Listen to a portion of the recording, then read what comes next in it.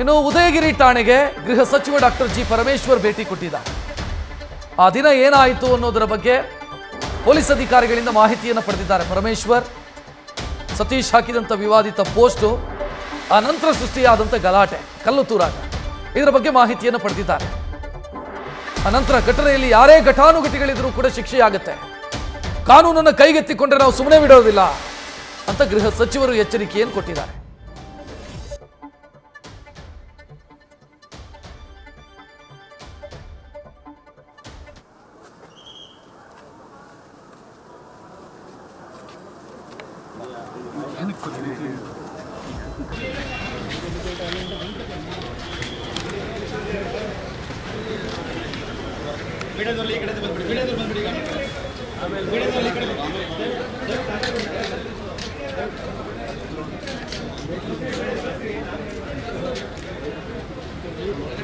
Sir city photos ನಾವು ಒಳಗಡೆ ಹೋಗ್ತೀನಿ, ಆಮೇಲೆ ಒಂದು ತಗೊಂಡು ನಾವು ಕರೀತೀನಿ, ತಗೊಂಡು ಬಂದ್ಬಿಡಿ, ಆಮೇಲೆ ಪ್ರೆಸ್ ಮೀಟ್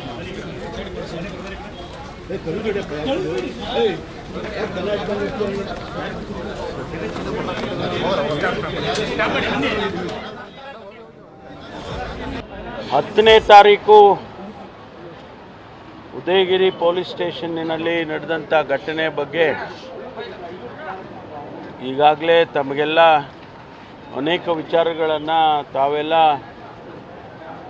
ಇಡೀ ದೇಶಕ್ಕೇ ತಿಳಿಸಿದ್ದೀರ. ನಾನು ಇವತ್ತು ಬಂದಿರತಕ್ಕಂಥ ಉದ್ದೇಶ ಈ ಘಟನೆ ಯಾಕಾಯಿತು ಮತ್ತು ಯಾರಿಂದ ಆಯಿತು ಅಂಥೇಳಿ ಏನೇನು ತನಿಖೆ ಮಾಡೋದಕ್ಕೆ ಆದೇಶ ಮಾಡಿದ್ದೇವೆ. ಹಾಗಾಗಿ ನಾನು ಕೂಡ ಈ ಸ್ಟೇಷನ್ಗೆ ವಿಸಿಟ್ ಮಾಡಿ ಫಸ್ಟ್ ಹ್ಯಾಂಡ್ ಇನ್ಫಾರ್ಮೇಷನ್ ಏನಿದೆ ಅಂತ ಹೇಳಿ ತಿಳ್ಕೊಳ್ಳೋದಕ್ಕೆ ಬಂದಿದ್ದೇನೆ. ಅಧಿಕಾರಿಗಳು ನನಗೆ ಎಲ್ಲ ವಿಚಾರಗಳನ್ನು ತಿಳಿಸಿದ್ದಾರೆ. ಮೇಲ್ನೋಟಕ್ಕೆ ಅವರಿಗೇನು ಮಾಹಿತಿ ಇದೆ ಅದೆಲ್ಲವನ್ನು ಕೂಡ ನನಗೆ ಹೇಳಿದ್ದಾರೆ. ಆದರೆ ಈಗಾಗಲೇ ನಾವು ತನಿಖೆಯನ್ನು ಆದೇಶ ಮಾಡಿರೋದ್ರಿಂದ ಅದು ಯಾವುದು ಕೂಡ ನಾನು ತಮಗೆ ವಿಷಯಗಳನ್ನು ಹೇಳೋದಕ್ಕೆ ಸಾಧ್ಯ ಆಗೋದಿಲ್ಲ. ಇದಕ್ಕೇನು ಕ್ರಮ ತಗೋಬೇಕು ಅದನ್ನು ಖಂಡಿತವಾಗಿ ತಗೊಳ್ತೇವೆ. ಯಾರು ಈ ಘಟನೆಗೆ ಸಂಬಂಧ ಇದ್ದಾರೆ ಅವರಿಗೆ ಕಠಿಣವಾದಂಥ ಕ್ರಮವನ್ನು ಕೂಡ ತಗೊಳ್ತೀನಿ. ನಾನು ಈಗಾಗಲೇ ಘಟನೆ ಆದ ದಿವಸನೇ ನಾವು ಆದೇಶ ಮಾಡಿದ್ದೇವೆ. ಯಾರು ಇದಕ್ಕೆ ಪೊಲೀಸ್ನವರಿಗೆ ಮತ್ತು ಪೊಲೀಸ್ ವೆಹಿಕಲ್ಸ್ಗೆ, ವಾಹನಗಳಿಗೆ ಜಖಮ್ ಮಾಡಿದರು ಮತ್ತು ಪೊಲೀಸ್ನವರಿಗೆ ಕಲ್ಲು ಹೊಡೆದಿದ್ರು, ಇದೆಲ್ಲವನ್ನು ಕೂಡ ಈಗಾಗಲೇ ಅವ್ರ ಮೇಲೆ ಕ್ರಮ ತಗೋಬೇಕು ಅಂಥೇಳಿ ನಾನು ಮೊನ್ನೆನೇ ಆದ ದಿವಸನೇ ಸೂಚನೆ ಕೊಟ್ಟಿದ್ವಿ. ಹಾಗಾಗಿ ಇವತ್ತು ಅದು ಮುಂದುವರೆದಿದೆ. ಈಗಾಗಲೇ CCTV ಫುಟೇಜ್ನಲ್ಲಿ ಯಾರೆಲ್ಲ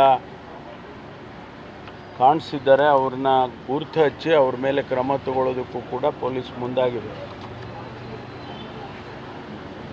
ಕಾನೂನನ್ನು ಕೈಗೆತ್ತಿಕೊಳ್ಳೋಕ್ಕೆ ಯಾರಿಗೂ ಕೂಡ ನಾವು ಬಿಡೋದಿಲ್ಲ. ಅವ್ರು ಯಾರೇ ಎಷ್ಟೇ ಬಲಿಷ್ಠವಾಗಿದ್ದರೂ ಕೂಡ